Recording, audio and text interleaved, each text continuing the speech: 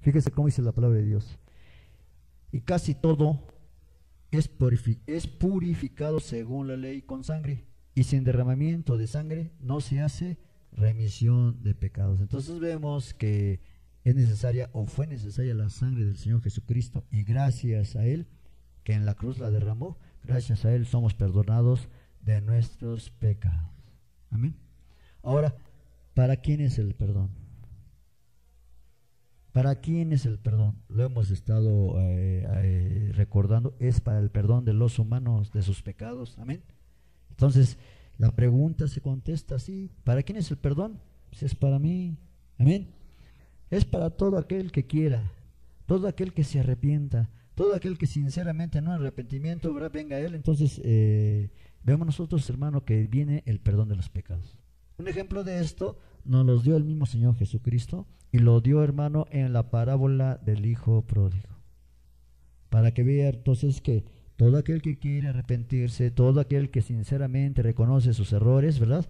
El Señor nuestro Dios le perdona sus pecados por medio de Jesucristo. Ahí en Lucas capítulo 15, en el verso 17, vemos ahí este ejemplo de que todo aquel que voluntariamente se arrepienta, viene para él el perdón de los pecados. Lucas capítulo 15, verso 17, dice así, ya lo tiene, ¿verdad? Dice el verso 17, y volviendo en sí, o sea, está hablando acerca del hijo pródigo, y volviendo en sí, dijo: ¿cuántos jornaleros en casa de mi padre tienen abundancia de pan, y yo aquí perezco de hambre? Me levantaré e iré a mi padre, y le diré: Padre, he pecado contra el cielo y contra ti, ya no soy digno de ser llamado tu hijo, hazme como a uno de tus jornaleros. ¿Por qué es que este hijo pródigo exclama esto? Porque nos enseña antes el Señor Jesucristo que este hijo menor de dos, ¿verdad?, que tenía un padre que tenía abundancia de riquezas, él pidió su herencia a su padre, y su padre le repartió la herencia a los dos. Pero este hijo, dice la palabra de Dios, que tomó su herencia y se fue a un poblado lejos, y ahí vivió, dice la palabra de Dios, vivió perdidamente. Lejos de mover esa herencia que le dieron, él la utilizó para vivir perdidamente. Sigue diciendo el Señor Jesucristo que estuvo él gastando y malgastando y viviendo perdidamente aquel hijo pródigo, el menor, ¿verdad? Pero llegó un momento, ¿verdad?, que se le acabó todo. Ya se había acabado la herencia. Y luego dice la palabra de Dios, como quien dice, como el colmo de todo esto, para el mal de él, cuando se acabó el dinero, también por aquellos lugares hubo mucha hambre. Entonces imagínense qué situación la de este joven. ¿Cómo estaría su vida desesperada? Por eso decía al principio, y volviendo en sí, así habíamos leído, ¿verdad? Volviendo en sí, o sea, cuando tuvo la herencia, se derrochó y se acabó el dinero, viviendo como perdidamente, dice el Señor Jesucristo. Entonces imagínense, con hambre, sin dinero, buscando trabajo, o que le dieran un mendrugo de pan, nadie se lo daba si había hambre por toda aquella ciudad. ¿Quién le iba a dar? Lo poco que las personas tenían, pues era para ellas, para sus seres queridos. Y luego alguien que les toque la puerta y les pida un pan, pues ¿cómo? Pero él, en esa desesperación, ya habiéndose acabado su herencia, por eso leímos el verso 17, y volviendo en sí. Eso de volviendo en sí, se acordó que en la casa de su padre había abundancia de pan, pero también igual le habían dado el dinero, su herencia, y él se la acabó. Vuelvo a repetir, dice, volviendo en sí, dijo: ¿cuántos jornaleros en casa de mi padre tienen abundancia de pan, y yo aquí perezco de hambre? Acuérdense que le decía yo que su padre era sumamente riquísimo, por ende, él tenía jornaleros, trabajadores, ¿sí? ¿Cuánta gente hay en la casa de mi padre y tienen pan? Y no nada más pan, abundancia de pan, puesto que este varón, el padre de este joven, era riquísimo, ¿sí? Imagínate en tiempos de hambres, pero que una persona que es riquísima, para ella no hay problema, ella va a tener abundancia de pan. Aunque ciertamente este hijo pródigo, dijo Jesucristo, que él se fue a una provincia apartada, pero por muy apartada, el hambre daba por todos los lados. ¿Cuándo estamos de acuerdo? Entonces vemos que por eso dice la palabra de Dios, y volviendo en sí dijo, ¿cuántos jornaleros hay en casa de mi padre, teniendo abundancia de pan, y yo aquí perezco de hambre? Me levantaré. Fíjese cómo va dando luz la acción de este joven, va dando luz acerca de pedir, arrepentido primero, pero pedir yo creo que un perdón, ¿sí o no? Arrepentido de que se gastó la herencia, pero para pedir también un perdón para que su padre lo reciba, porque dice, me levantaré e iré a quién, a mi padre. Me levantaré e iré a mi padre y le diré, Padre, he pecado contra el cielo y contra ti. Ya no soy digno de ser llamado tu hijo. Hazme como a uno de tus jornaleros. Entonces fíjese cómo él está dando ahí una luz de esperanza en su vida. Se gastó todo, vuelvo a repetir, vuelve en sí, pero luego dice, me voy a levantar. Mira, un arrepentimiento para pedir o para recibir un perdón. Yo le diré, ya no soy digno de ser llamado tu hijo, hazme como uno de tus jornaleros. Y sigue diciendo que se levantó. Y levantándose, vino a su padre. ¿Cuánto tardó si se había ido a una provincia lejana? ¿Cuánto tardó para regresar a su padre? Y él tenía hambre. ¿Cuánto tendría sin comer? No sabemos. 8, 9, 10, 12 días, no sabemos. Y luego regresar con su padre y todo hambriento. ¿Y con qué fuerza sin comer? Mas sin embargo dice, y levantándose, era más grande la esperanza de llegar a su padre, porque él ya estaba arrepentido, sí, pero llegar a su padre para que lo perdonara, y aunque sea lo pusiera como el último de sus trabajadores, porque sabía bien que no merecía ya ser llamado hijo. ¿Por qué? Porque se había gastado la herencia de su padre. Entonces vean que dice aquí, y levantándose, estoy en el verso 20, vino a su padre, y cuando aún estaba lejos, o sea que ya estaba a las orillas de aquella grande ranchería, cuando aún estaba lejos, dice la palabra de Dios, y lo vio su padre. La palabra de Dios no lo dice, pero yo siempre lo he dicho, que este joven estaba con eso de que me recibirá, no me recibirá. Yo creo que sí, iba de un árbol a otro asomándose y veía cómo pasaban los trabajadores, y según él escondido, y cómo voy a llegar, se fue como príncipe, pero como se acabó todo, y luego ya sin comer, porque no te platiqué que en eso de que andaba con hambre también fue y buscó un trabajo, y nadie le daba, hasta que le dieron un trabajo de cuidar puercos, ¿verdad que sí dice la palabra?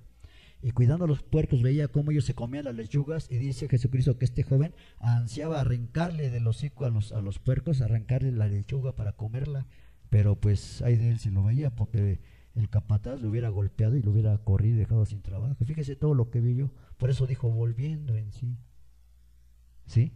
Vio su realidad. Entonces vemos aquí ya cómo él buscando la forma de cómo entrar, y se asomaba y veía entre el árbol ahí la gente que pasaba, algunos conocidos de los trabajadores de su padre, algunos no, pero él estaba ahí. Pero dice que aún estaba lejos. Cuando estaba lejos, ¿quién lo vio? El primero que lo vio fue su padre.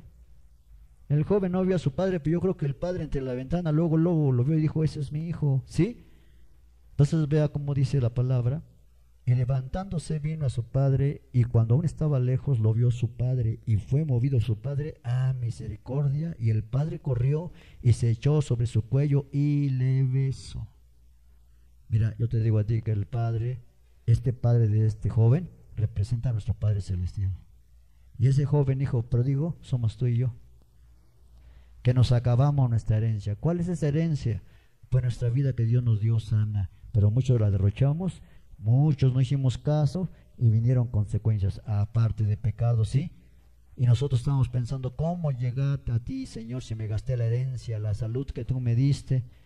Pero cuando nos atrevemos a ir ante nuestro Padre, el primero que ya nos estaba viendo era Él. El primero que estaba esperando para que nosotros nos acercáramos era Él. Y cuando nos vio Dios así, todos así cochambrosos como estaba este joven, todos hermano, Él fue movido a misericordia. Entonces aquí vemos aquí al padre de este joven, fue movido a misericordia, y corrió el padre y se echó sobre su cuello de su hijo y le besó. Dios, lo primero que Él quiere hacer es, siendo movido a misericordia, quiere correr, quiere echarse a nuestro cuello y besarnos. ¿Sí o no? Dios quiere que nosotros recibamos su perdón. Vuelvo a preguntar, ¿sí o no Dios quiere que recibamos su perdón? Ese es el tema, el perdón. Entonces dice que se echó sobre su cuello y le besó. Y luego el hijo le dijo, Padre, he pecado contra el cielo y contra ti, y ya no soy digno de ser llamado tu hijo. Qué hermoso es cuando nosotros llegamos ante Dios y le dijimos a Dios, Señor, no soy digno o no soy digna, ¿verdad? Según el caso, no soy digno de dirigirme a ti, no soy digno ni de llamarme tu hijo. ¿Pero qué crees? Pero Dios, hermano, nos dice, calla, calla, y nos pone en una camita de algodones y nos muestra todo su cariño y todo su amor y nos da su perdón. ¿Cuánto le dan palmas al Rey por eso? Entonces, gracias a Dios que vemos nosotros que el perdón es dado a todo aquel que quiera. Entonces, los beneficios del perdón, ¿verdad? Los beneficios del perdón son muchos. Un beneficio que obtenemos de parte de Dios es que Él olvida nuestros pecados. Grande beneficio que obtenemos cuando venimos a Él como el hijo pródigo, es un grande beneficio. Él olvida nuestros pecados. Ahí en Hebreos capítulo 8, verso 12 dice, porque seré propicio a sus injusticias. O sea, seré benévolo, son injustos, pecadores, pero yo me pasaré de bueno de entender eso. ¿Sí me explico? Seré propicio a sus injusticias y nunca más me acordaré de sus pecados y de sus iniquidades. ¿Sí o no? Dios es bueno.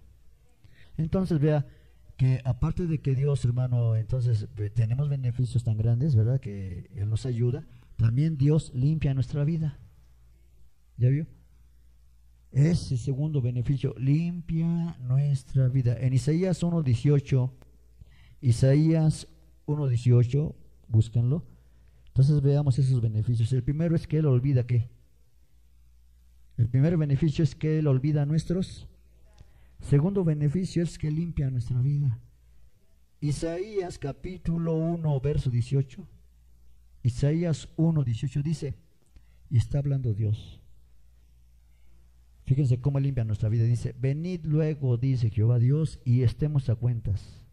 Si vuestros pecados fueren como la grana, como la nieve serán emblanquecidos. Si fueren rojos como el carmesí, vendrán a ser como blanca lana. Lo que Dios quiere, hermano Max, es que vengamos a cuentas con Él.